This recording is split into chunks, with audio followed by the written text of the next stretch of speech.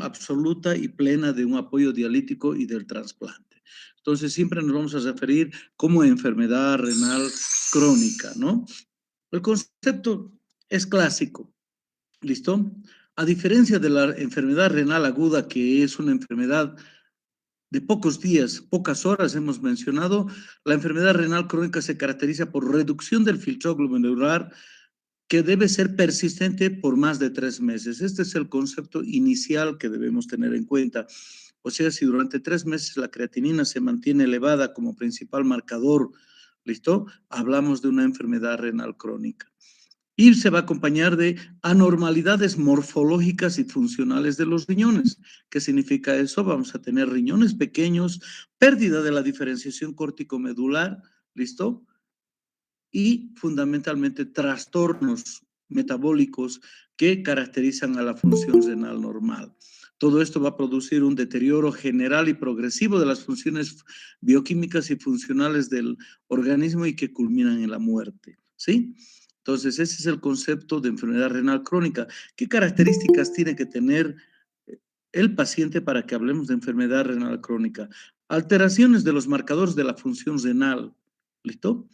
Vamos a determinar elevación de la urea, de la creatinina, presencia de acidosis metabólica, alteración del metabolismo fosfocálcico, presencia de anemia, presencia de proteínas en la orina, habitualmente albuminuria, la formación de edema y la presencia de hipertensión arterial. ¿Listo? Todo esto conlleva un deterioro bioquímico y funcional de órganos y sistemas y que van a producir la muerte. Habitualmente, el paciente, para tener síntomas atribuibles a la enfermedad renal, tiene que tener un filtrado menor de 60 mililitros por minuto. Por tanto, un paciente que tenga una enfermedad renal crónica de estadios iniciales que ha reducido después de 90 a 120, que es lo normal, puede que no encontremos ningún síntoma todavía. ¿Listo? Bueno, ¿cuál es la importancia de la enfermedad renal crónica? La frecuencia creciente en nuestro medio actual. Las cifras, fíjense, de la Organización Mundial de la Salud del año 90 eran 219 casos por millón de habitantes, adultos hablamos, y en el año 2000 fueron 334. ¿Listo? En el año 2005 se hizo una encuesta en Bolivia y teníamos una frecuencia de 160 casos por millón de habitantes. Siempre tenemos un subregistro, así que probablemente sea el doble de esta cifra en nuestro país. La enfermedad renal crónica es el fondo de las enfermedades crónicas no transmisibles. Vivimos un perfil epidemiológico diferente. La enfermedad metabólica, las enfermedades metabólicas son las que caracterizan este siglo y casi todos van a terminar en enfermedad renal crónica. ¿Listo? Es importante que ustedes sepan la estadística nacional. La última que tenemos es del año 2005. Encabeza la lista de enfermedades que llegan a la enfermedad renal crónica, la diabetes mellitus.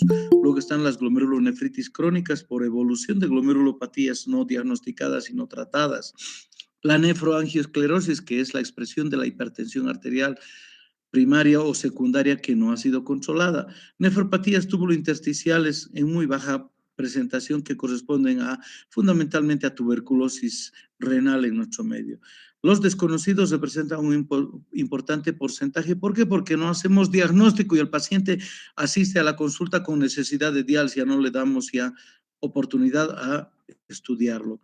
Las nefropatías autoinmunes en un bajo porcentaje, 3%, y la uropatía obstructiva, que sea secundaria a litiasis o a uropatía obstructiva prostática, casi un 4%. La clasificación que vamos a mantener en este curso es la clasificación de CADIGO, ¿sí? Es otra acción en pos de que el enfermo renal crónico mejore su capacidad de diagnóstico, conservación, rehabilitación y llegue al trasplante. ¿Listo? Las diferencias que hay con las clasificaciones fisiopatológicas simplemente van en el número de filtrado en el estadio 3 y en el 4, pero representan lo mismo. Partiendo de que el paciente tiene un filtrado glomerular normal de 100 a 120 o 90 a 120, ¿listo? Entonces, el estadio 1 es una persona completamente sana, no existe alteración clínica ni evidente. Podemos reportar ese 30% de reducción, es decir, que sea menos de 120, solamente con pruebas funcionales radioisotópicas y depurativas. ¿Listo? Es decir, alguien por solicitud del paciente no va a hacer una indicación médica. Le sometemos a una gamografía renal, es lo que se hace en otros países, ¿listo? Encontramos que tiene 90, bueno, tiene un déficit del 30% de inicio, entonces simplemente es para vigilarlo y controlarlo.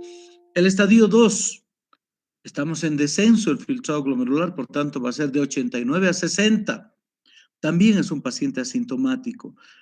Podemos detectar un leve incremento de urea y creatinina, una leve anemia y síntomas como la poliuria y nicturia pueden estar presentes.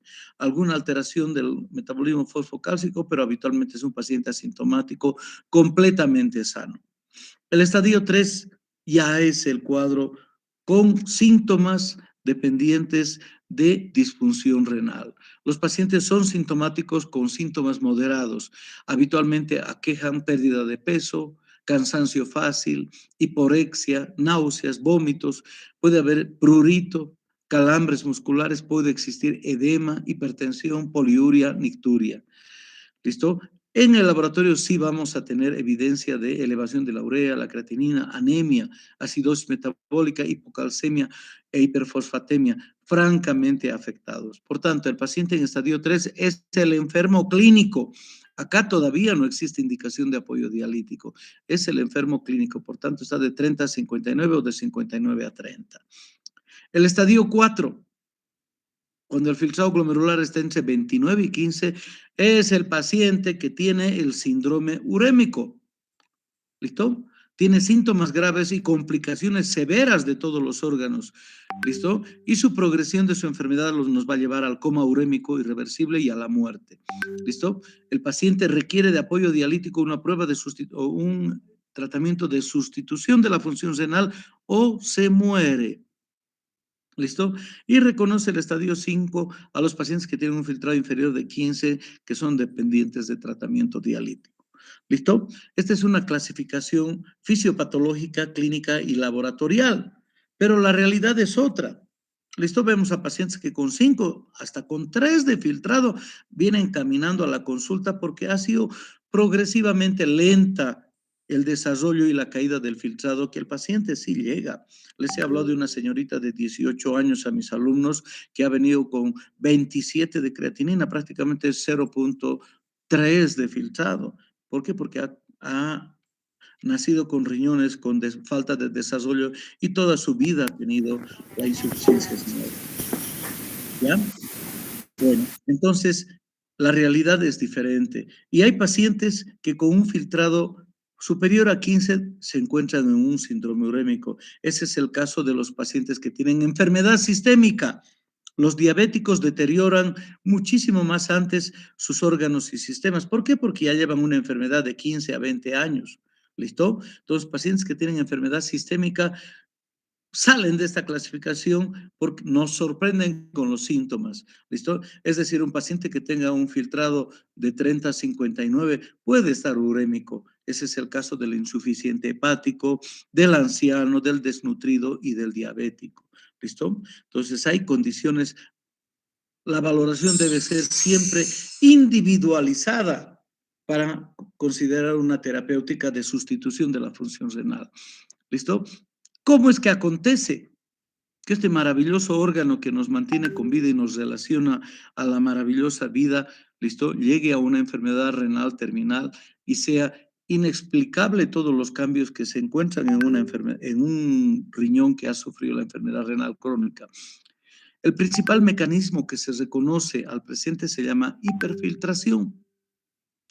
¿Por qué? Porque es un desarrollo de los procesos fisiopatológicos y cambios hemodinámicos que sufre el riñón al perder sus unidades funcionales que se llaman nefronas. A todos esos cambios se le ha llamado hiperfiltración. Por tanto, el inicio de la hiperfiltración, cual sea la causa, nefrectomía quirúrgica, glomerulonefritis, uropatía obstructiva, listo, nefrectomías parciales, o alguna enfermedad sistémica, significa el inicio del final, significa que el reloj ya no marcha para adelante y marcha para atrás. Es como el reloj de arena que ya estamos viendo caer el último grano. Por tanto, el mecanismo que explica La pérdida hasta la necesidad de diálisis o la muerte se llama hiperfiltración. ¿Cómo va a acontecer eso? El punto de partida es la pérdida de unidades funcionales, que son las nefronas. ¿Listo? La pérdida de unidades funcionales van a activar mecanismos de compensación. ¿Listo? Les he mencionado que los riñones reciben el 25% del gasto cardíaco. Oigan, el hecho de que el riñón tenga enfermedad no significa que se reduzca el gasto cardíaco. El corazón no trabaja, no, ya no tengo riñones, reduzco mi gasto cardíaco a 3.5. No funciona mi cerebro, reduzco a 1.5. No existe ese mecanismo. El gasto sanguíneo se mantiene hasta la muerte. ¿Listo? Entonces tenemos unidades funcionales residuales que van a recibir el trabajo total, el 100% del gasto cardíaco. Se van a producir alteraciones del equilibrio hidroelectrolítico y ácido base. Se van a producir acumulación de solutos orgánicos. Se van a producir alteraciones en la producción de ciertas vitaminas, como es la vitamina D y la eritropoyetina. ¿Listo?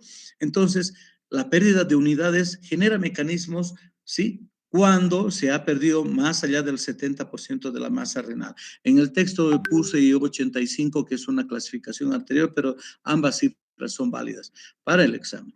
¿Listo? Entonces, ese es el proceso de hiperfiltración. Las nefronas residuales van a estar hiperperfundidas.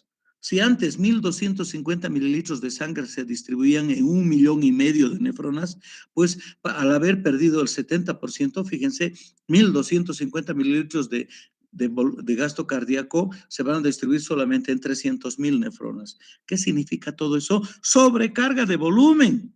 ¿Qué significa eso? Sobrecarga de trabajo, sobrecarga de presión, y va a generar el fenómeno de aumento del filtrado urinario y que va a conllevar a la aparición de proteínas en la orina, va a generar cambios en los vasos sanguíneos glomerulares. ¿Qué pasa cuando aumenta la presión? Pues la túnica media, que es la túnica muscular, se engrosa. ¿Y qué? ¿En función de qué? Digo, en detrimento de quién se engrosa la capa capilar, ¿listo? Reduciendo la luz. Por tanto, la evolución va a ser engrosamiento de la pared vascular, reducción de la luz y mayor agravamiento de la perfusión glomerular.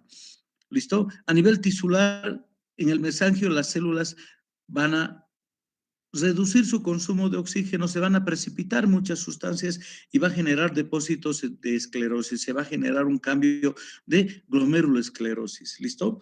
El trabajo de la hipertensión capilar va a terminar en una glomerulosclerosis. Esa es la patogenia que explica la progresión del daño renal. Existen otros parámetros a tener en cuenta, por ejemplo, asociar el cálculo del filtrado glomerular con la presencia de albuminuria. Esta clasificación es válida para enfermedades que habitualmente no se caracterizan de proteinuria, como es el caso de la nefropatía diabética. Miren, acá estamos hablando de cambios en el estadio normal, menos de 30 miligramos en 24 horas, en el estadio 2, 30 a 300, y en el estadio 3, mayor a 300. La nefropatía diabética, en el estadio 3 ya tiene 4 gramos de proteinuria y no tiene elevación de la creatinina. Entonces, a veces queda esta controversia. En las enfermedades que cursan con daño de la membrana basal glomerular y proteinuria masiva, es difícil catalogar esta clasificación del filtrado glomerular relacionado con la albuminuria. Pero sí, en pacientes no diabéticos es muy importante. Podemos enmarcarnos la situación de nuestro paciente, ver la progresión, hacer el seguimiento de la progresión, y cuando estemos en un riesgo muy alto, pues indicar oportunamente la diálisis. Para que acontezca hiperfiltración, asumimos, por tanto, una pérdida mayor del 85. Les dije 70-85. No hay ningún inconveniente de considerar el 75%. ¿Listo? La disminución del filtrado glomerular, acuérdense, es una característica de perder nefronas funcionantes. ¿Listo? Los estados de reducción de masa nefronal, del número de nefronas, siempre van a llevar a la esclerosis glomerular de las nefronas residuales o funcionantes. ¿Listo? Estas nefronas residuales, pues el hecho de que hayan muerto la mitad o el hecho de que se saque un riñón no significa que dejen de trabajar. Compensan su hiperfunción hipertrofiándose, es decir, se produce un estado de nefromegalia. ¿Listo? En las biopsias se observa aumento de la trama vascular, incremento del espacio urinario para mantener la homeostasis y recibir este gasto sanguíneo renal que está aumentado por unidad renal. ¿Listo? ¿Por qué? Porque no hay nefronas funcionantes, entonces cada nefrona recibe un gasto sanguíneo aumentado. Este fenómeno de hiperfiltración genera mayor carga metabólica, mayor presión de trabajo y mayor disponibilidad de volumen sanguíneo.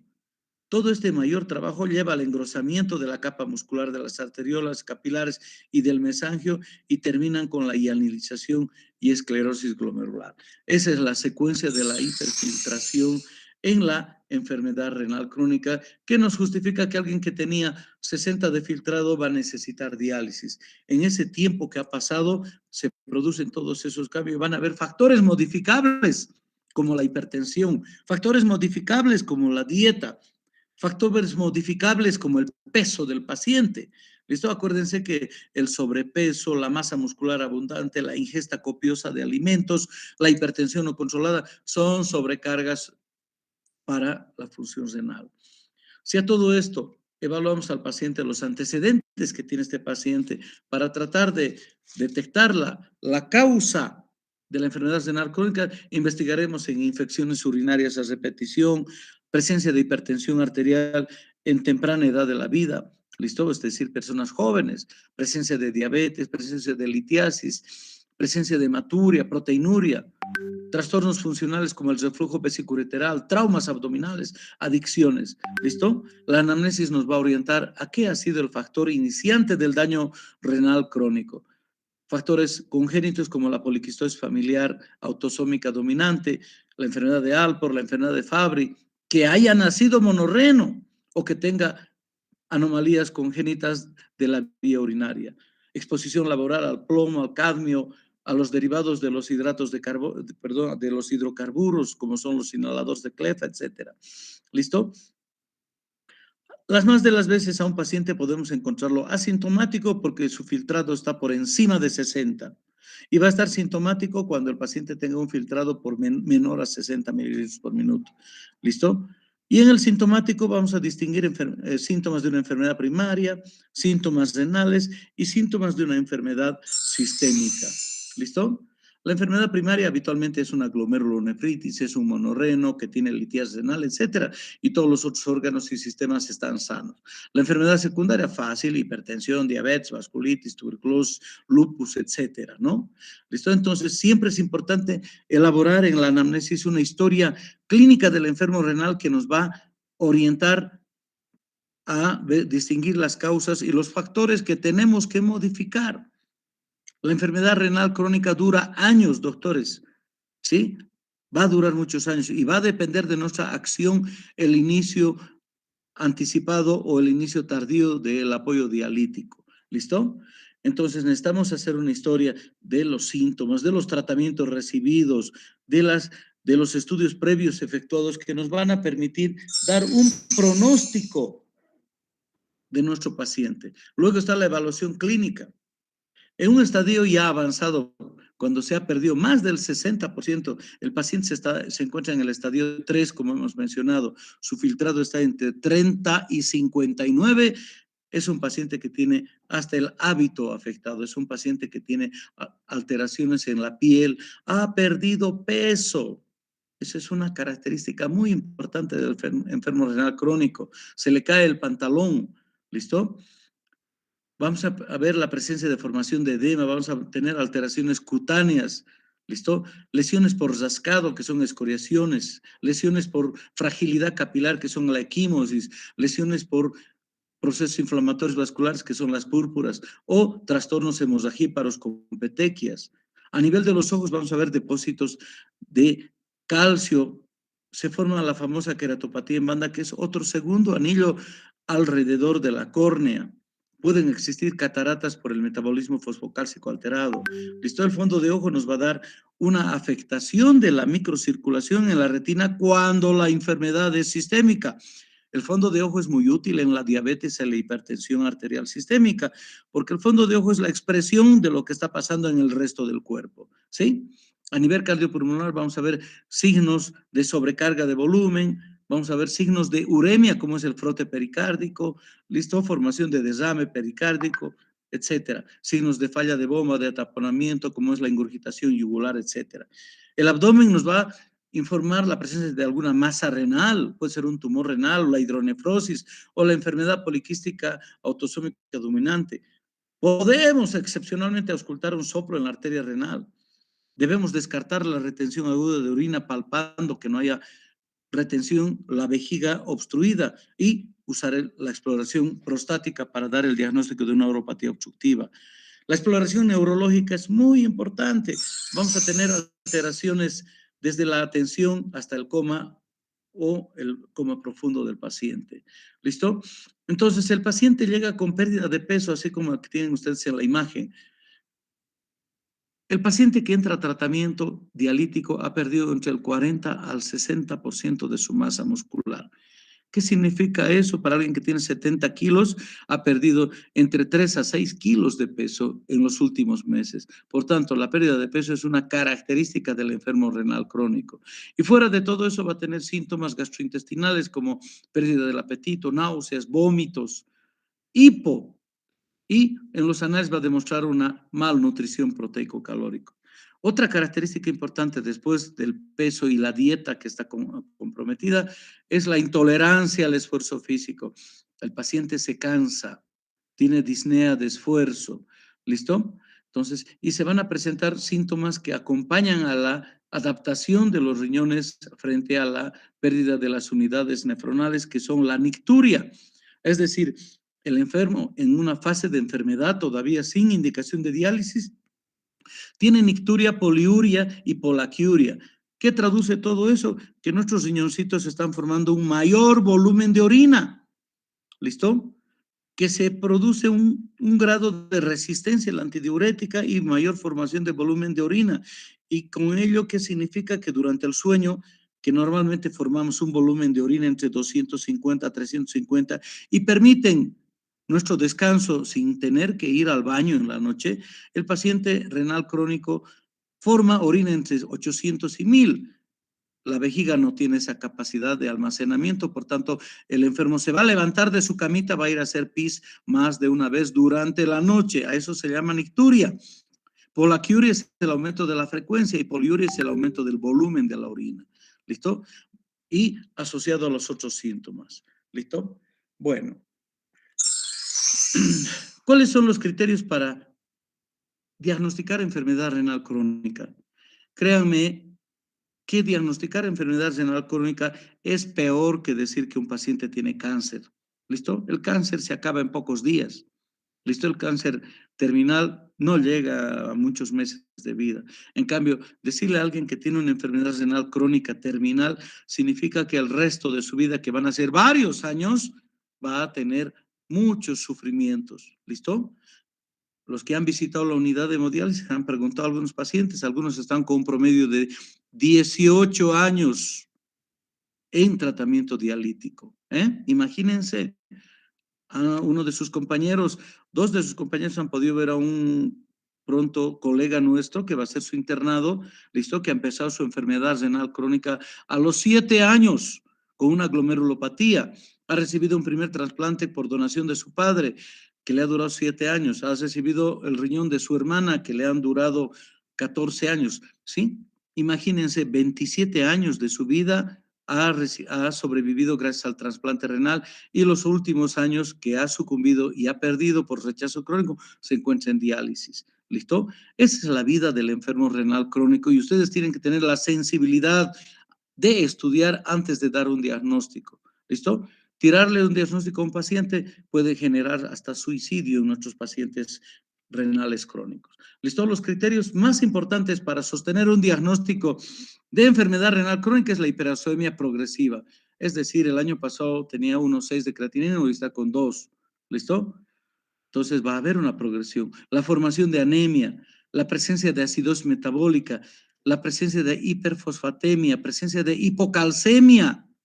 Elimina unas orinas con densidad baja que se llama isostenuria, la presencia de hipertensión arterial. En imágenes es importante detectar que los riñones tengan alteraciones morfológicas, como hemos mencionado. Por tanto, son riñones chicos con alteración de la diferenciación corticomedular. Las radiografías pueden demostrar osteodistrofia renal. ¿Listo? Es decir, hay osteoporosis ¿Listo? Lesiones por hiperparatiroidismo secundario, pueden haber fracturas patológicas y el cálculo del filtrado glomerular nos va a dar que el filtrado glomerular está inferior al 60%. Toda esta progresión de enfermedad nos lleva a hablar de uremia. Fíjense que es un término bastante antiguo, en 1847 describían nuestros antecesores al paciente que se moría de insuficiencia renal y le llamaban uremia, que significa intoxicación de la sangre por orina. ¿Por qué? Porque cuando a estos pacientes se les practicaban las necropsias, se abría el abdomen, el tórax, ¿listo? Salía un olor a orina, que no es nada más que la urea que se estaba acumulada en el torrente circulatorio, ¿no? Entonces, el cuadro de uremia obedece a la disfunción celular, secundario a la retención de muchos productos y a la disfunción y a la pérdida de las funciones de ambos riñones. ¿Listo?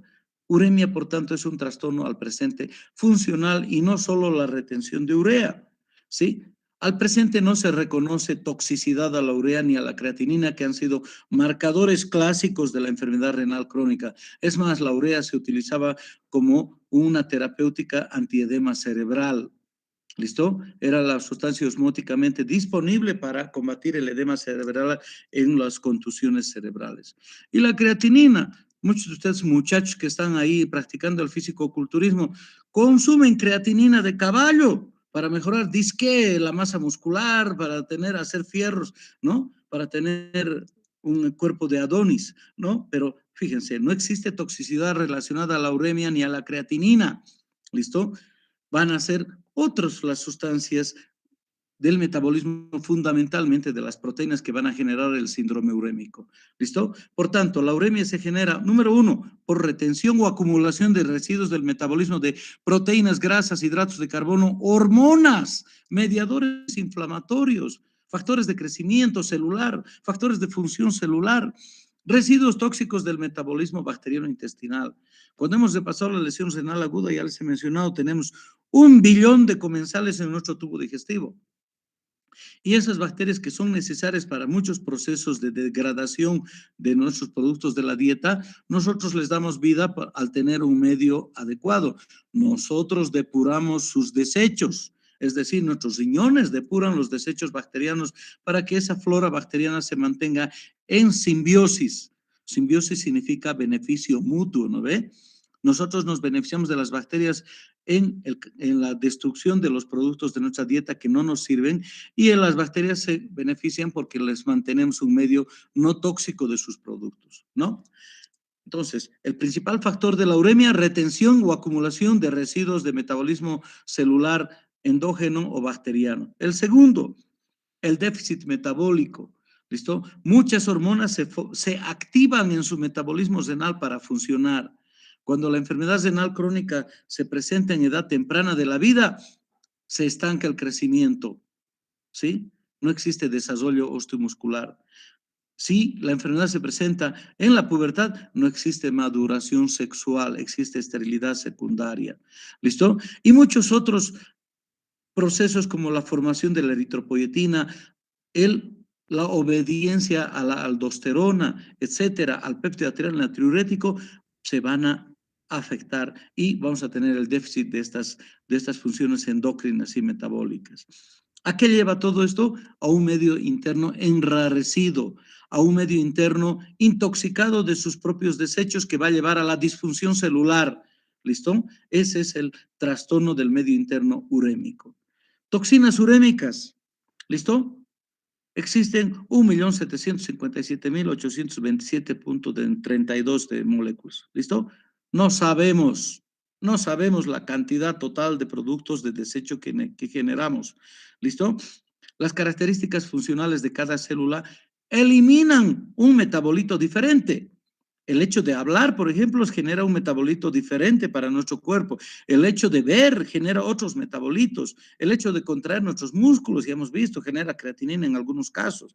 El hecho de tener latido cardíaco, el hecho de escuchar, el hecho de enamorarnos, el hecho de hacer actividad física genera un sinfín de residuos diferentes, porque si para todo fuera un mediador nada más, pues estaríamos como robots, ¿no ve? El robot solo depende de un estímulo que se llama eléctrico, ¿listo? Y tiene funciones limitadas.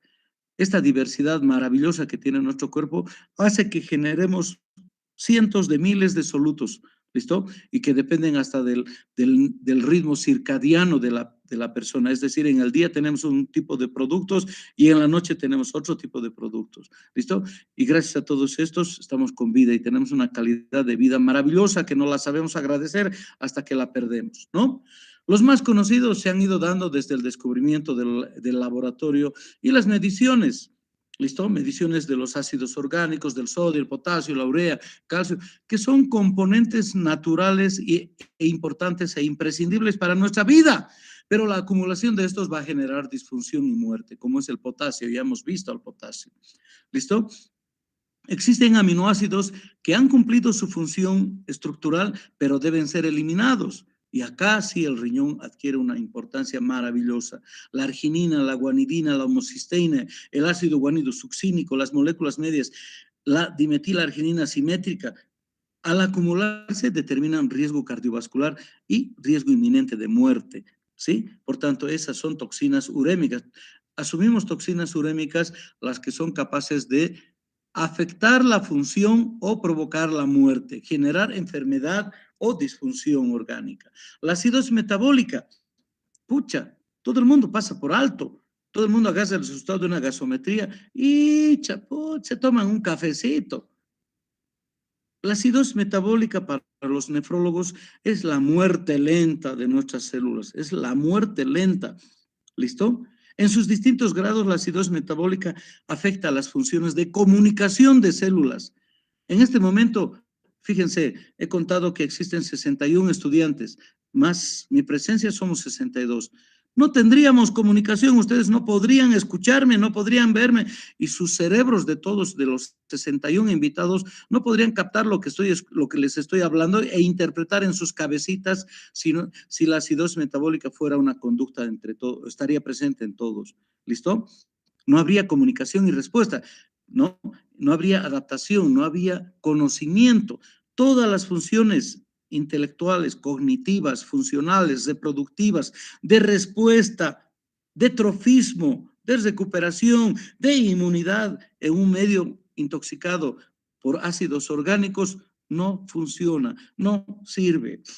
Es más, es tan lindo ver, no es lindo, sino la experiencia nos permite, pacientes que han llegado con deterioro sensorial secundario a la acidosis metabólica, no tienen memoria de lo que les ha pasado.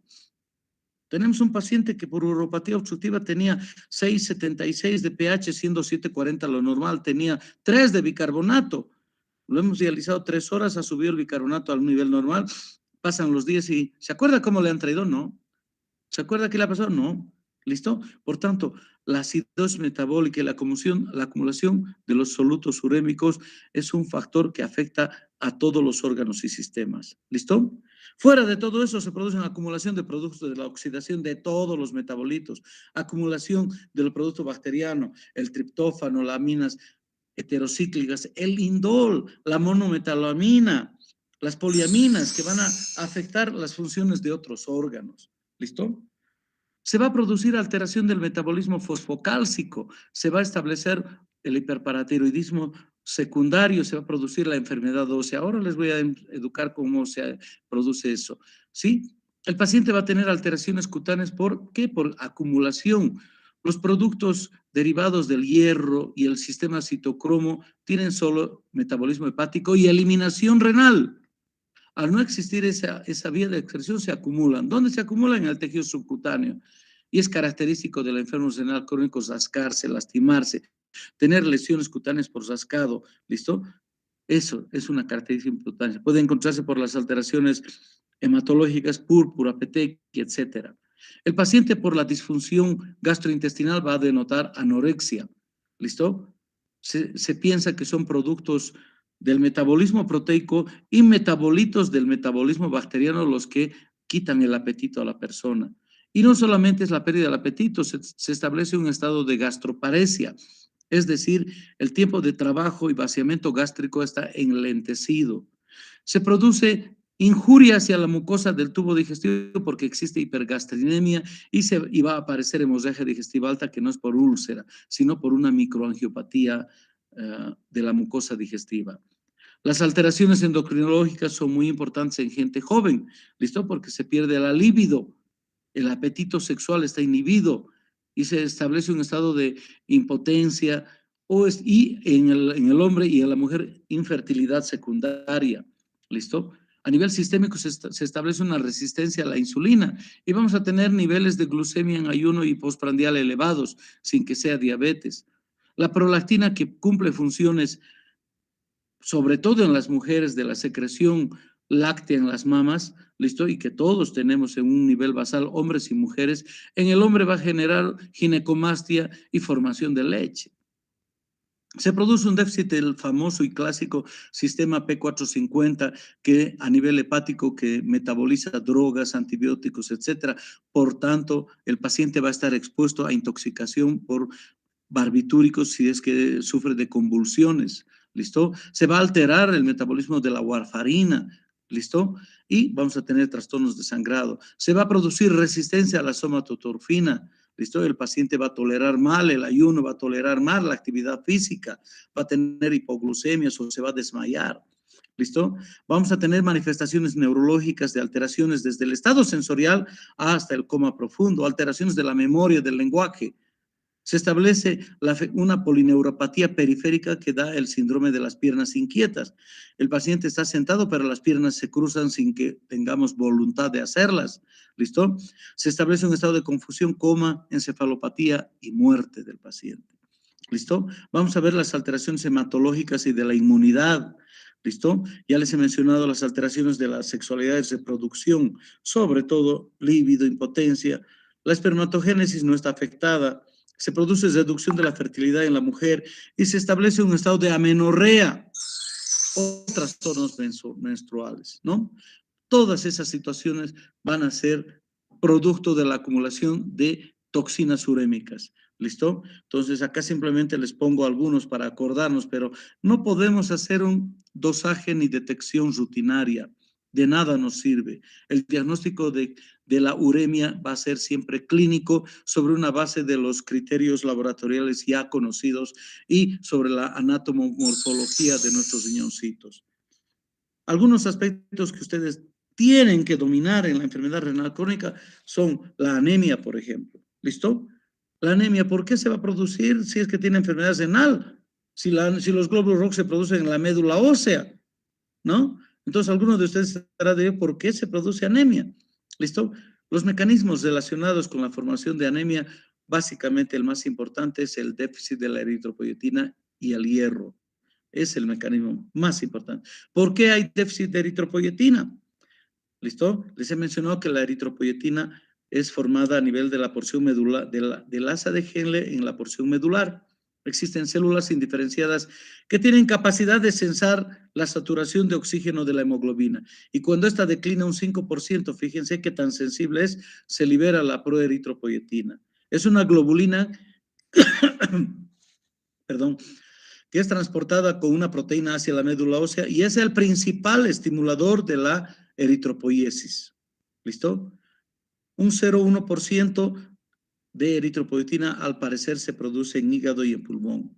¿Listo? Y existe una estimulación leve, bajita con las hormonas sexuales. ¿Listo?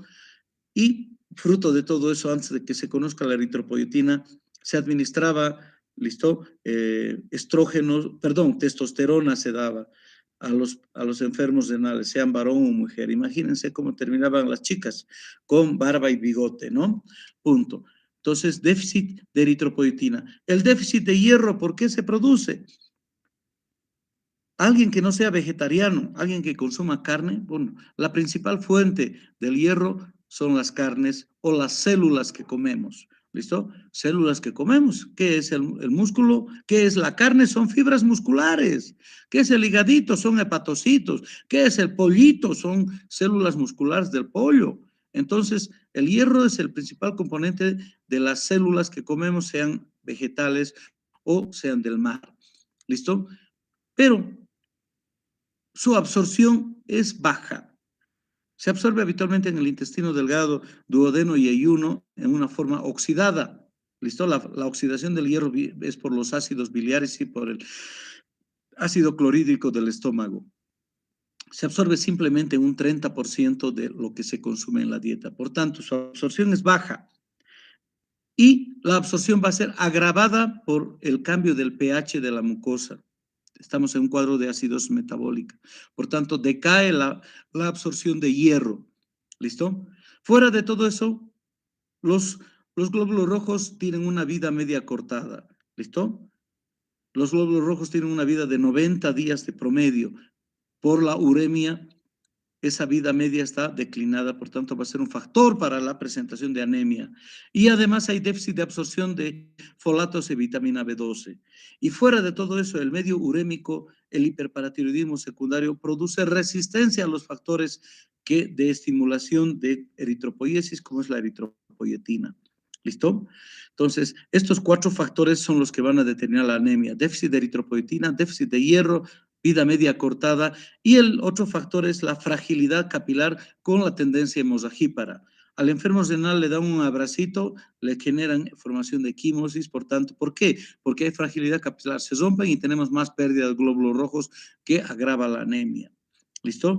Y además, la eritropoiesis se hace casi imposible con el medio urémico del paciente, ¿no?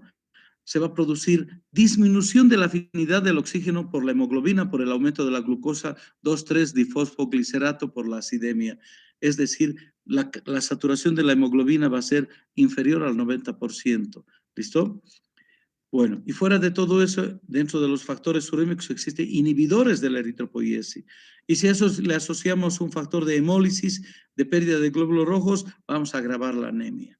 ¿Sí? Entonces, esos son los factores importantes que van a agravar a la anemia. ¿Por qué se produce sangrado fácil? No hay déficit de factores de coagulación, no hay. Lo que sí existe es una disfunción plaquetaria. ¿Listo? La formación del trombo es tardía. La agregación de plaquetas para la formación del trombo y la incorporación de las fibras de los hilos de fibrina está enlentecido por el medio urémico. Por tanto, el tiempo de sangría está estirado. La fragilidad capilar, la peroxidación de los lípidos de la membrana celular de los glóbulos rojos, la acumulación de ácido guanidino succídico y el ácido fenólico, que per se generan trastornos de la hemostasia en el organismo. ¿Qué debemos hacer a un paciente que tiene anemia? Pues vamos a medir la hemoglobina, el hematocrito, vamos a ver la respuesta medular contando el recuento de eritrocitos, reticulocitos, perdón, y vamos a medir los parámetros del metabolismo del hierro. Vamos a medir el hierro sérico, que debe ser por encima de 100 microgramos. La capacidad de fijación o de saturación de la transferrina, que debe ser por encima del 35%. La ferritina sérica, ¿listo? Que tiene que estar por encima de 200 microgramos, ¿listo? Entonces, esos parámetros tenemos que valorar para detectar déficit de hierro de depósito y déficit de eritropoietina. ¿Listo? Y vamos a instaurar el tratamiento que es en base a hierro endovenoso. Si estamos hablando que la absorción oral es baja, no le vamos a dar lleno de hierro por vía oral al paciente. Le vamos a agravar su gastritis y todo se va a ir a la materia fecal. Por tanto, el enfermo renal tiene indicación de tratamiento parenteral de usar hierro endovenoso en dosis de 1 gramo cada oportunidad o un gramo semanal. La anemia per se va a ser la que va a dar más síntomas que la disfunción de ambos riñones. La anemia va a dar trastornos cardiovasculares y neurológicos, ¿listo? La anemia es causa de hipertrofia del ventrículo izquierdo. La anemia es precipitante de la insuficiencia cardíaca. La anemia va a producir agravar la cardiopatía isquémica, ¿listo? Y a nivel neurológico y muscular nos va a disminuir la capacidad del metabolismo aeróbico, nos va a reducir la capacidad de ejercicio y a nivel del sistema nervioso central, la anemia provoca disfunción cognitiva. ¿Listo? Algunos de los procesos inmunitarios afectados son muy importantes. La opsonización, que es la capacidad de fijar proteínas exógenas a nuestro cuerpo. ¿Listo? Va a estar enlentecida. La quimiotaxis de los polimorfos nucleares prácticamente casi es inexistente. y van a estar presentes infecciones atípicas en nuestros enfermos renales, infecciones que ya habíamos superado en la infancia o las hemos contenido con nuestro sistema inmune competente. Por ejemplo, aparece bastante el herpes zóster. El herpes zóster se necesita algún grado de susceptibilidad inmunológica, si no todo el mundo lo tuviera. Va a aparecer la tuberculosis, formas atípicas, pleural, gastrointestinal, hepática o en médula ósea, ¿Listo? La respuesta inmunitaria es insuficiente frente a la presencia de antígenos virales y bacterianos, ¿sí? Tenemos una inmunidad celular y humoral insuficiente. Esto, por ejemplo, es fácil de observarlo, ¿listo? La vacunación contra el virus de la hepatitis B humana, habitualmente con 3 dosis, el 100% de la población ya forma anticuerpos. A nuestros enfermos renales hay que darles refuerzo de 5, 10, hasta veces, más veces, para que desarrollen anticuerpos contra la hepatitis viral tipo B. ¿Listo? Por tanto, el paciente es un inmunocomprometido, es susceptible a cualquier infección. Y lo otro más importante, es susceptible a las neoplasias. ¿Listo? Habitualmente nuestro sistema inmune, liderizado por los linfocitos, reconoce a las células que tienen alguna alteración en su morfología y en su función y las destrozan.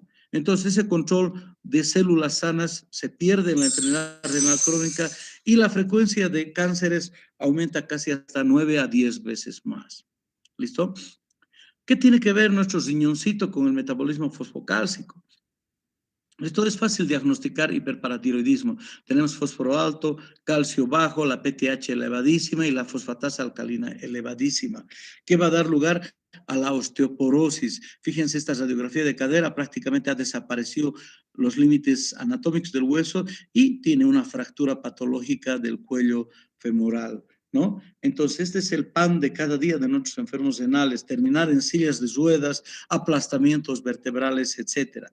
¿Dónde empieza la enfermedad ósea del enfermo renal crónico? Push, empieza fundamentalmente con el déficit de la vitamina D3. ¿Listo? En condiciones normales, el calcio, que es una molécula chiquita, viene en concentraciones bastante insuficientes en la dieta del más pobre, ¿sí? Pero la absorción del calcio es de distintas formas.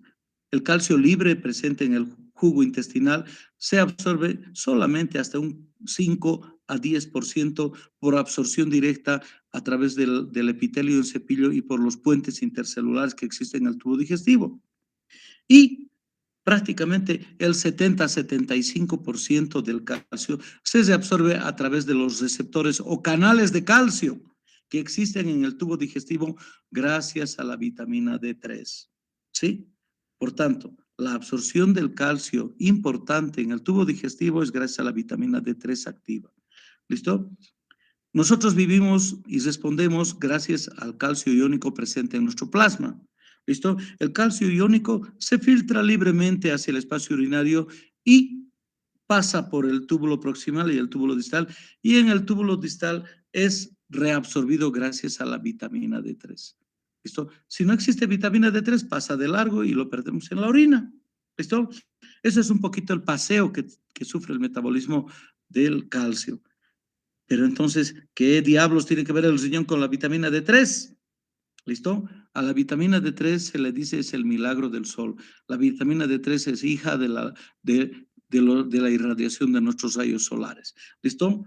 La poquita cantidad de luz ultravioleta que llega a nuestra piel proveniente del sol, ¿listo? Altera la estructura del colesterol y la convierte en alfa-tocoferol. Este tiene un paso metabólico por el hígado y se hidroxila y se llama hidroxicolecalciferol. ¿Listo? 1-hidroxicolecalciferol. Esta molécula es la vitamina D3, perdón, D2. ¿Listo? La D1 era la que provino del colesterol y los rayos ultravioleta. La D2, la primera hidroxilación.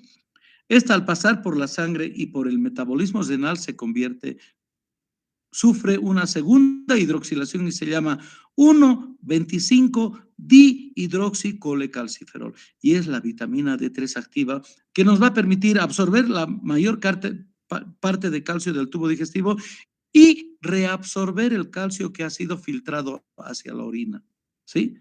Entonces, ¿cuándo va a desaparecer la vitamina D3? Cuando exista daño orgánico y funcional de los riñoncitos, habitualmente con patología glomerular. Las glomerulopatías son las que pierden pronto la capacidad de hidroxilar a la vitamina D3 y la enfermedad ósea se presenta en etapas tempranas de estas enfermedades. ¿Listo? Por tanto, eso es algo que ustedes deben mantenerlo siempre. ¿Listo? Las alteraciones del metabolismo del agua. Acuérdense que cuando tenemos riñones, ahorramos agüita y eliminamos una orina concentrada gracias a la aldosterona y la antidiurética. Ahora ya no hay los canales que conservan el agua y los solutos, por tanto, perdemos agua y solutos. ¿Listo? Y prácticamente la concentración de solutos en el plasma depende de la ingesta de agua que tenga el enfermo renal. Tal es así que un paciente que no tiene ingesta de agua, al no existir la capacidad de control de los riñones, va a generar hipernatremia. ¿Por qué? Porque tenemos pérdidas insensibles obligadas de agua por respiración, temperatura, catarsis, diuresis, etcétera, y los solutos se concentran y estamos en un paciente con un estado de hiperosmolaridad. Pero si el paciente toma agua en exceso, no existe la capacidad de control del osmolar, por tanto se van a diluir los solutos y estamos frente a una situación de hiponatremia. Todas estas condiciones deben ustedes considerarlas cuando tienen a un enfermo renal delante de ustedes con hiponatremia, con hipernatremia, que pueden acompañarse de hipervolemia o hipovolemia. ¿Sí? Bueno, los trastornos cardiovasculares que se producen en el enfermo renal crónico son muy complejos. ¿Listo? No solamente dependientes de la carga de agua, sino por los solutos urémicos. Se va a producir una disfunción miocárdica, se va a producir hipertrofia, se va a producir disfunción diastólica del ventrículo izquierdo, es decir, existe una contracción insuficiente y un gasto anterógrado reducido. Esa es la falla diastólica. ¿Por qué? Porque se ha engrosado las paredes del ventrículo izquierdo, tenemos un mal llenado y cada contracción es pobre. El gasto cardíaco, el índice cardíaco está reducido. ¿Listo? Esa es la primera fase. Después se cansa el corazoncito y va a producirse dilatación de las cavidades. ¿Listo? Si a eso le sumamos la presencia de pericarditis por los solutos urémicos, la sobrecarga de volumen, el edema agudo de pulmón, la neumonitis urémica, el desame pleural, la formación de tromboembolismo pulmonar, pues el paciente se muere por insuficiencia cardíaca delante de nosotros en el marco de una enfermedad renal crónica. ¿Listo? Luego existen cambios en los vasos sanguíneos y en la aorta, calcificaciones vasculares. ¿Listo? La acidosis es un factor deleterio para el funcionamiento cardiovascular. ¿Listo? La renina, la angiotensina 2 se acumulan al no haber efecto renal, y ustedes saben que la angiotensina es un factor profibrinogénico, es decir, va a acelerar la calcificación de los capilares de la economía. ¿Listo? La acumulación de otros factores se convierten en marcadores de riesgo cardiovascular. La dimetilarginina simétrica y la homocisteína, ¿sí? Cuando están acumulados, son prácticamente predecesores con sensibilidad de muerte por riesgo cardiovascular. ¿Listo? Las alteraciones del metabolismo del calcio, la acidosis, la renina, la angiotensina, etcétera, van a producir calcificaciones vasculares. Prácticamente se palpan las arterias del enfermo renal crónico. ¿Listo? Bueno, va a ser evidente el hiperparatiroidismo que también afecta. La afectación del corazón por el hiperparatiroidismo y los depósitos de calcio genera un corazón rígido, ¿sí? Con poca capacidad contráctil, por tanto, reducción de los índices cardíacos. Bueno, los factores que van a agravar, bueno, son la hipertensión. ¿Por qué? Porque todo el sistema de control de osmoreceptores, vasoreceptores están activados. Y otra situación que ustedes tienen que tener en cuenta, todos estos mediadores hormonales y de vasoreceptores que han sido liberados por alguna razón, no terminan su función. ¿Por qué? Porque no ha habido depuración renal, no ha habido excreción renal. Por tanto, tenemos actividad de renina-angiotensina alta, actividad simpática alta, hipertensión de difícil tratamiento, hiperparatiroidismo que da resistencia a la corrección de la anemia, a la función inmunológica, a la función miocárdica, etcétera. Solutos urémicos que van a producir inhibición de la sodio ATPasa de las células, toxinas urémicas que van a afectar la respuesta hormonal en corazón y vasos sanguíneos. Por tanto, eso agrava la hipertensión. A mayor hipertensión arterial, a más difícil manejo de la presión arterial, podemos asumir que el paciente está más urémico. ¿Listo? Entonces, cuando hay, no es dar tabletas. Así de claro, la hipertensión arterial se trata máximo con 2 drogas. Cuando estamos usando una tercera droga, hay que reevaluar al paciente, hay que ver dónde hemos fallado, ¿sí? Entonces, un enfermo renal crónico se trata máximo con 2 drogas. La tercera droga pone susceptibilidad a nuestra valoración fisiopatológica. Bueno, los trastornos gastrointestinales ya les he mencionado, las alteraciones endocrinas también y neurológicas, ¿listo? Bueno, todo esto va a dar lugar a la encefalopatía urémica, ¿listo? Entonces, el estado de encefalopatía urémica es un estado de, primero, de excitación, desorientación, confusión, conducta extraña. Se van a hacer presentes mioclonías, ¿listo? Que son contracciones súbitas y dolorosas de piernas, brazos. Se va a establecer un temblor distal en las manos, se llama asterexis o flapping en algunos textos. Van a aparecer convulsiones mediadas por el metabolismo del potasio, del calcio, del sodio, estupor, coma y muerte. ¿Listo? La encefalopatía en cualquiera de sus grados es una indicación de tratamiento dialítico de urgencia, ¿no? Entonces, el síndrome de piernas inquietas a veces requiere intervención de medicación y anestesia general porque duele. Son contracciones sumamente dolorosas, ¿listo? Y acompañan a la polineuropatía urémica. Y si a eso se suma que el paciente es diabético, peor, el paciente aparece en silla de ruedas, tiene una hipersensibilidad de los miembros inferiores, ¿listo? Tiene los reflejos sociotendinosos al inicio exaltados y luego abolidos y requieren tratamiento dialítico, pero terapias de depuración de alta permeabilidad. La hemodiafiltración es una terapia muy recomendada para el paciente que tiene polineuropatía urémica. ¿Listo? Fíjense los esquemas de tratamiento cuando no ha empezado diálisis, complejo B a altas dosis, diazepam, clonazepam, ¿listo? La vitamina E, el verapamil, aminoácidos como la L-carnitina, etcétera, pero ninguno da resultado como o el inicio del tratamiento hemodialítico. ¿Listo? Acuérdense los efectos secundarios de la acidosis metabólica, reducción o abolición de la excreción de amonio.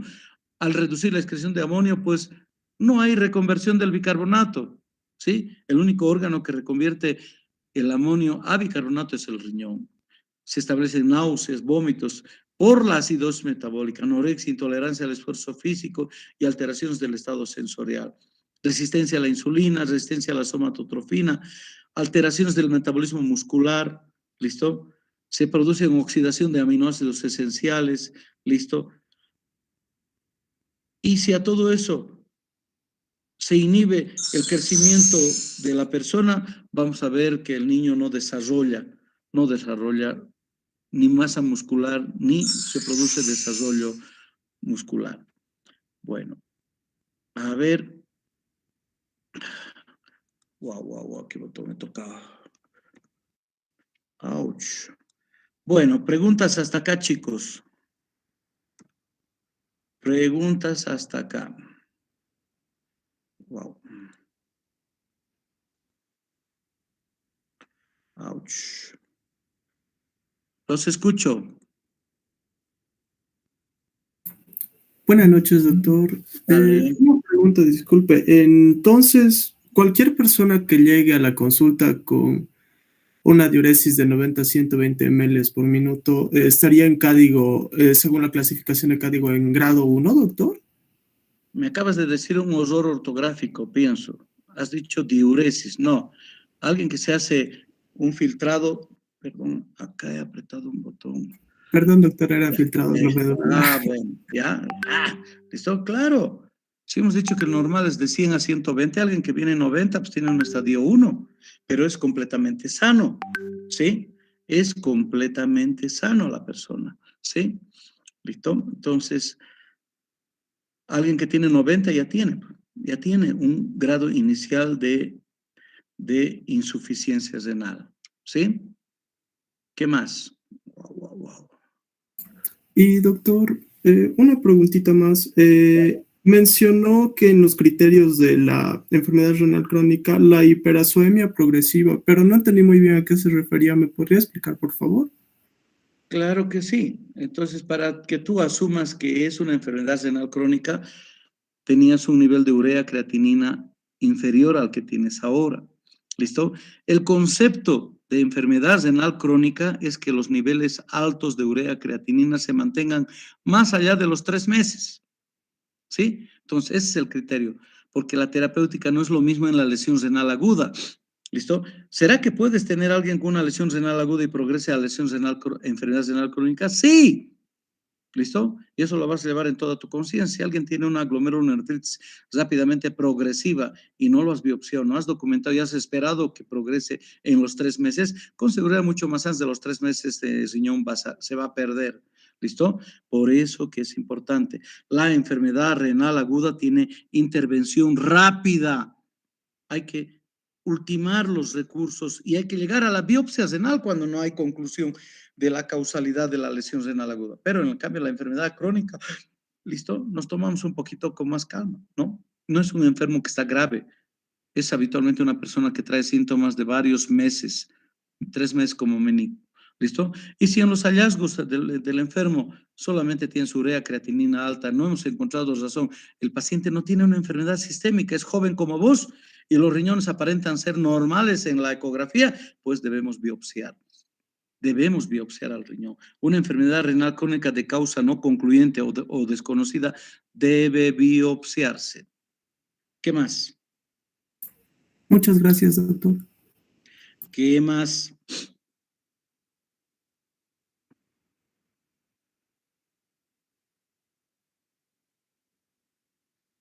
Uy, 40.